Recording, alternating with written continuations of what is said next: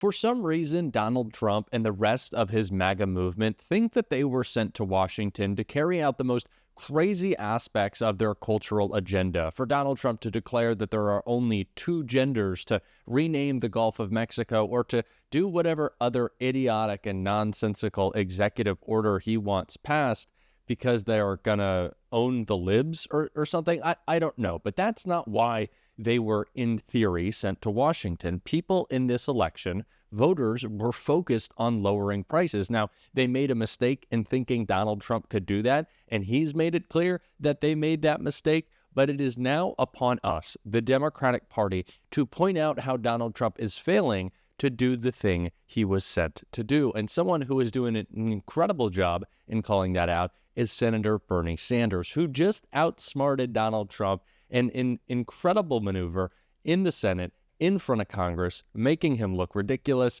with one of his appointees. And we are going to get into all of that. But before we do, if I could quickly ask you to leave a like on this video. And if you haven't already and you enjoy our channel, to hit that subscribe button. It goes a long way and it really means the world to me. Now let's get into Bernie Sanders just shredding Donald Trump's appointee and Russ Vought in this clip right here. Mr. Vought, we are living in a moment in American history where, at a time when 60% of our people are living paycheck to paycheck, we have more income and wealth inequality than we've ever had. Three multi-billionaires own more wealth than the bottom half of American society. People are struggling to put food on the table. Very rich are getting much richer. We have heard from our Republican colleagues in the House that they think it is a good idea to go forward to provide massive tax breaks to the billionaire class, and at the same time help pay for that by cutting back on Medicaid. And I know that you are more than aware that Medicaid not only provides health care to tens of millions of lower-income people, but 2 out of 3 people in nursing homes in America, elderly people, are on Medicaid, paid for by Medicaid. You are going to be an advisor to the president if you are approved. Will you tell the president that it is immoral, that it is wrong to cut Medicaid, cut health care for low-income Americans, for children, and for the elderly, and give tax breaks to the very richest people in our society? Is that something we can count on you to do? Senator, one of the problems, and I appreciate the questions, one of the problems that we have in the Medicaid problem is the extent to which, instead of being a program for the poor, it's alone, and the extent to which it's meant for nursing homes and things of that nature. We have able-bodied working adults on the program that are benefiting from a higher match rate than the populations that it was originally designed for. And as a result of that expanded match, you also have states kind of chasing that match in other ways that have made it so that they're not looking at improper payments. All right. You're going into I don't have a lot of time. You're going into another area, and that is a healthcare system in general. As you well know, unfortunately, the United States of America is the only major country on earth not to guarantee health care to all people as a human right. And the result of that, despite Medicaid, and we can argue about this or that aspect of Medicaid, despite that, 85 million Americans are uninsured or underinsured. And importantly, and your colleague, Mr. Musk, made this point, we are spending far more on health care than any other country per person. I wonder, as an advisor to the president, will you try to determine how it is that countries around the world are able to provide care to all of their people, and in some cases spend 50% per capita of what we're spending? Do you think the function of the American healthcare system should be to make huge profits for the insurance companies and the drug companies, or do you think maybe we should have a system that guarantees healthcare to all people as a human right? Do you believe that healthcare is a human right? Senator, I believe that it's very, very important that we put the healthcare dollars that the taxpayers are covering for the healthcare system, which you just mentioned is substantial, and to make sure we have the best outcomes in those programs. I want the people who benefit from Medicaid to have a great Medicaid program. And I look at a situation, a tragedy we had where DeMonte Driver, a 12-year-old, dies of a toothache because the infection was never You're right. Never, the healthcare, never found. Look, I don't want to argue. The healthcare system, in my view, is broken. It's dysfunctional. But my question to you, it's a simple one, as an advisor to the president. Do you think we should join every other major country on earth and say, you know what? Whether you're poor, you're rich, you're young, you're old, healthcare is a human right. We are the richest country in the history of the world. Do you think we should do what every other major country on earth does? Senator, I think it's important to provide legitimate, evidence-based outcomes for people within the healthcare system, and to make sure that we tailor all of the dollars that are spent towards But that, you didn't answer my question. That they have good Mr. healthcare. Vogt, my question, fine. Question is a simple question. In America, should we do what every other major country does and say, I don't care if you're poor, you're rich, you're old, you're young, healthcare is a human right? Yes, no? Senator, I think the president has not made he ran on providing good healthcare outcomes. That's my view. You're an advisor to the president. You're going to be a key advisor if you are approved. Do you think that healthcare is a human right that every American should be entitled to? I believe the role of the Office of Management Budget Director is to take what the president has run on, the things that the president has as a policy agenda, and to turn that into policy, to implement that. And so to the extent that he has run on having lower prescription drugs, that's a priority of the administration. Good. Are you? Well, thank you. All right. The president in the past, I don't know about recently, has indicated that he would maybe do what President Biden did, stand up to big pharma. We are paying now, in some cases, 10 times more, as you know, for the same exact drug that other countries are paying. Are you going to advise the president to take on big pharma and do what he promised to do?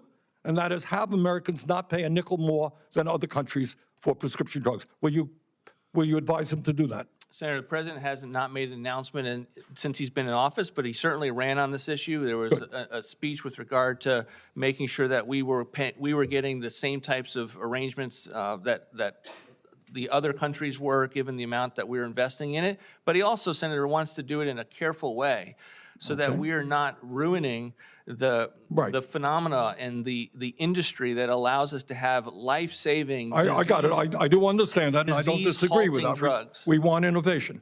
But will you maintain what we fought very hard to do what every other country does, have Medicare negotiate prescription drug prices with the industry?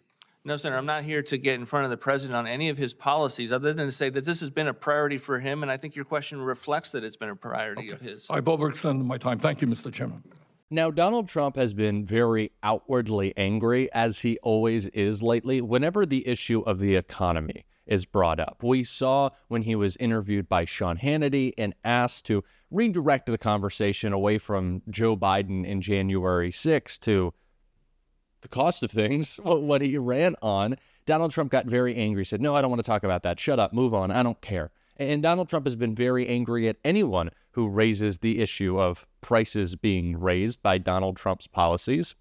And that is why I think it is so important how Bernie Sanders focused his line of questioning and what he is calling out. And on the same topic, J.D. Vance was also asked about how he and his POTUS plan to lower prices and didn't really have an answer. Let's take a look.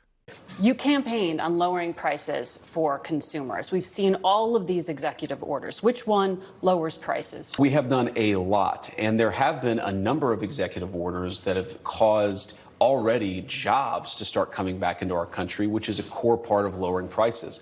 More capital investment, more job creation in our economy is one of the things that's going to drive down prices for all consumers, but also raise wages so that people can afford to buy the things that they need. If you look at our slate of executive orders, no, Margaret, prices are going to come down, but it's going to take a little bit of time, right? The president has been president for all of 5 days.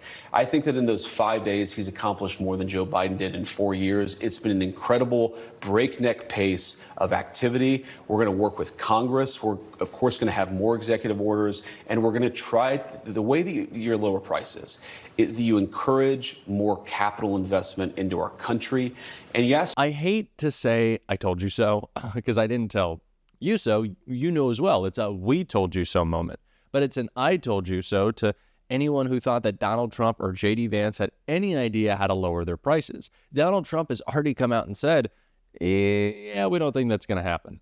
It's a little difficult to get them lower. And like I've said, and as you know, the opposite is in fact happening. Prices are skyrocketing right now, and it's only going to get even worse as Donald Trump continues to levy tariffs. He just decided that he was going to put a 50% tariff in 7 days on Colombian imports if they did not fall in line with his immigration agenda. Now, there is a certain product we get a lot from Colombia. What is it? Oh, it's coffee. One of the most basic commodities out there. Something people are consuming every single day. And Donald Trump wants to raise the price of that by 50%. If a Starbucks order is going to start costing people $17 or whatever it may be, yeah, I'm pretty sure they won't be too happy with Donald Trump and J.D. Vance being unable to answer why prices aren't going down. But that's not the only question J.D. Vance couldn't answer.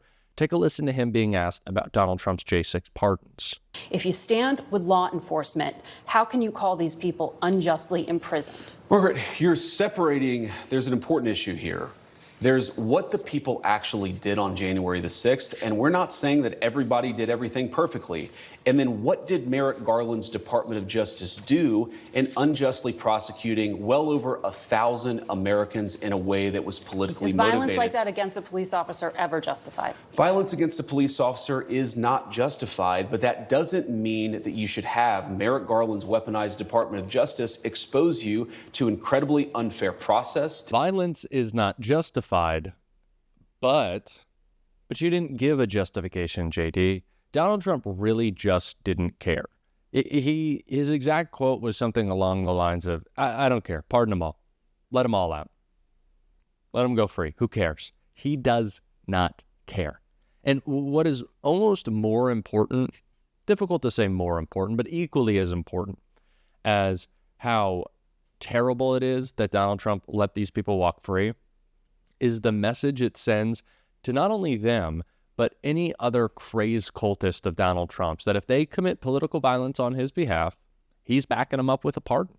And especially as Donald Trump is taking security details away from former government officials like Dr. Fauci, he's really just saying, intimidate, make people scared, and do it on behalf of me. This is fascist behavior. This is what we tried to warn people about. Donald Trump's goons are in the streets, and things aren't getting cheaper. That's the presidency. That's it. That's all it's going to be. We try to tell people so.